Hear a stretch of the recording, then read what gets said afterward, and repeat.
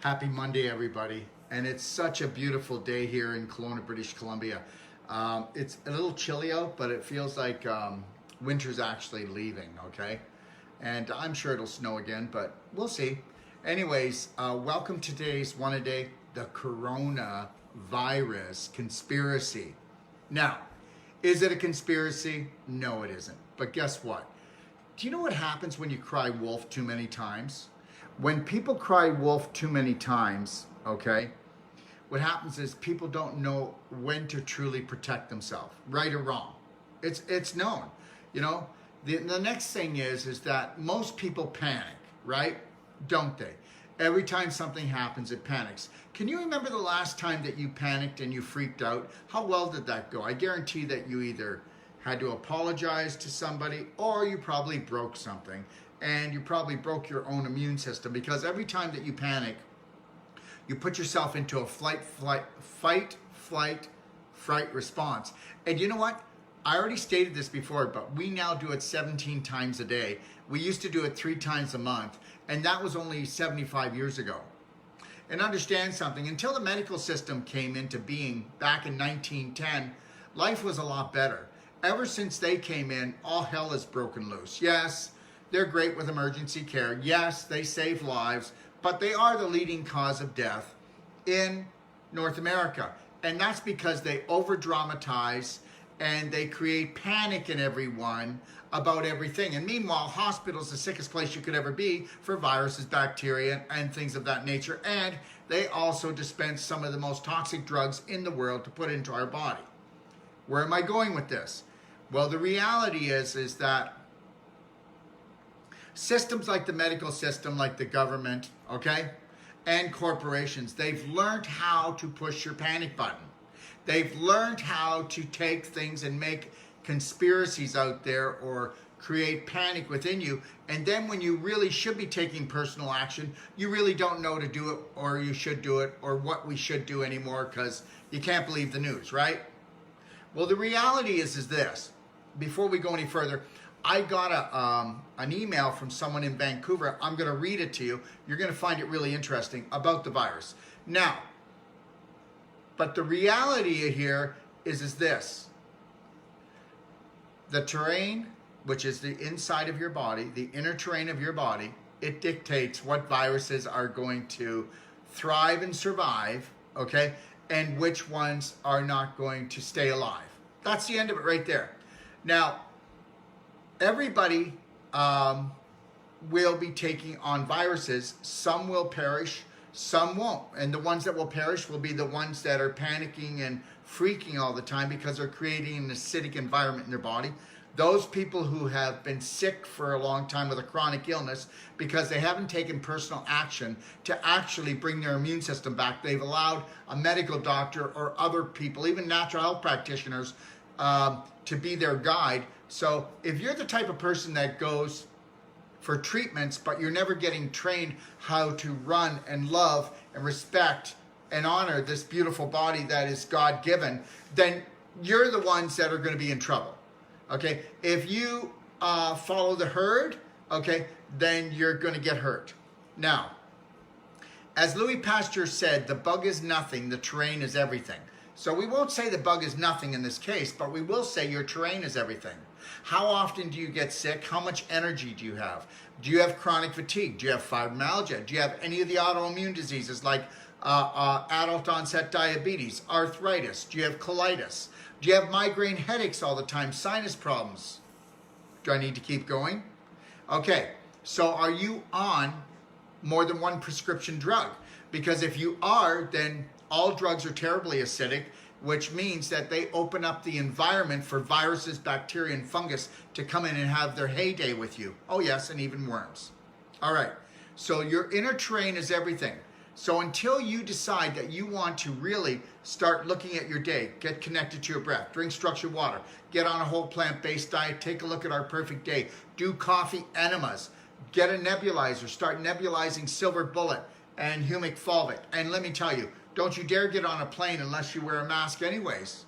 And then what you can do is put immunity, our essential oil, which will block all of that, on your throat, on the mask. We'll talk about that in a minute. But the reality is that we know that 92% of the population has an autoimmune disease. That means only 8 out of 100 people are even healthy. So if you're in a plane of 250 people, they're all carrying some kind of bug of some sort. So that's why flying is not great. That's why not being in large numbers is not great in confined area where the circulation isn't great. So understand, we should be looking at this anyways in our life. And remember something. You cannot do better till you know better. And you're only going to catch the virus if the vibration of that virus matches your body, which is low, which is sick. All right. Now, so it's Sunday afternoon. This is what I got from one of our patients that were here. It's Sunday afternoon, and right now I'm resting in my hotel room after the most wonderful time with my sister. That's nice. I just completed watching Dr. Wolfe's Q&A video, and he mentioned he was going to talk about the coronavirus. Guess what? Here in Vancouver, all drugstores are out of medical face masks. Well, of course they are, because a lot of Chinese come into Vancouver as well, but the reality is they know what's going on as well, and why take the chance, right? And the thing is this, you're always at risk if you are not, if you're always at risk if you follow the herd. All right, okay, with the way you live, the way your mind is, the way your diet is. Okay, so here we go. Guess what? Here in Vancouver, all drugstores are out of medical face masks. Those paper ones. People are even stealing masks at hospitals. We were told this morning at a store. I saw a big frenzy going on at the airport as well. Last night, my sister has many dear friends in China who communicate with her, telling their story from China. Last night, a close friend texted her and shared his experience via recording from this very upsetting atmosphere over there. We interrupted our conversation to listen to his message. Obviously, my sister translated it from Chinese. He lives close to the corona hotspot area where most cases were detected, and the present regulations are strict. So much that the citizens cannot travel from A to B without literally having to cross checkpoints to be tested by the medical police. Oh my God, how crazy and awful what the citizens are being bombarded with. I was also told that in China, the media actually plays so not to prevent the citizens to move freely. So they're stopping the citizens from moving around anywhere. But they all are facing the checkpoint barriers if they choose to move freely. Whereas in the West, as we know, the media hypes it up to instill fear. People in China now literally stay off the streets to protect themselves from the medical police, I'm told. Also, if one has family outside the affected area, one needs a permit before visiting the family, which is only granted if one actually can prove that one does have family out there. What a way to control society. Feels like counting sheep to me. The medical war is truly escalating. As saddened as I am by such disaster, isn't this a challenge, though, not to lose sight of one's own path, even if the world is poisoned?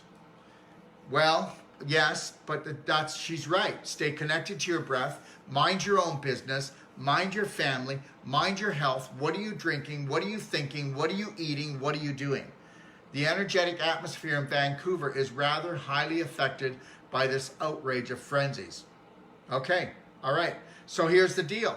Don't panic, but take massive personal action. Okay, look I know you're thinking I'm trying to promote myself, but I'm not telling you to buy anything. But listen, learn how to do a proper diet. Stop taking in inflammatory, toxic foods. Take a look in your home and see how healthy you can make it. All right?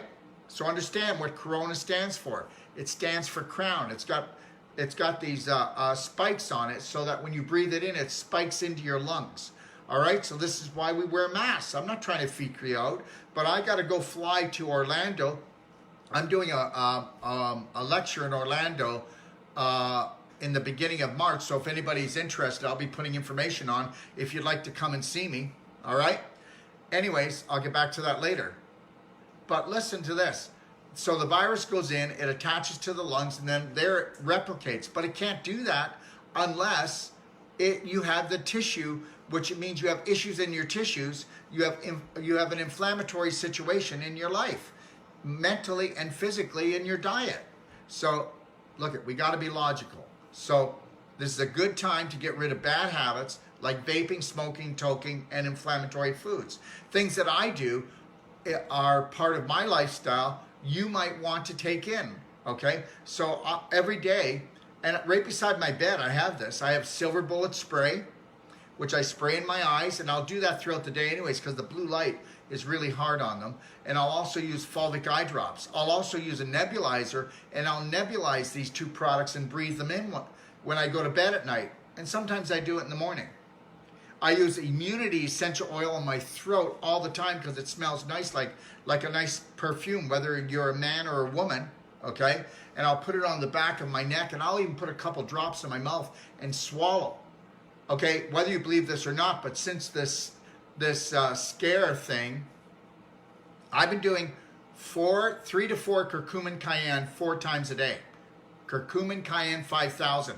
So it's a cayenne curcumin mixture that reduces inflammation, and it's one of the best immune builders. I drink Tummy Love in all my drinking water, and I put humic concentrate. Tummy Love for good bacteria building, the immune system, and humic because it encapsulates, our humic concentrate encapsulates any virus. So even if a virus comes into you, if you're drinking humic and it comes in, it encapsulates it. If you haven't been doing humic and it comes in, then it can still replicate, but when you start drinking the humic, even though it's replicating, it will stop it from replicating into other cells. So yeah, there's things that we could be doing that aren't outrageously expensive.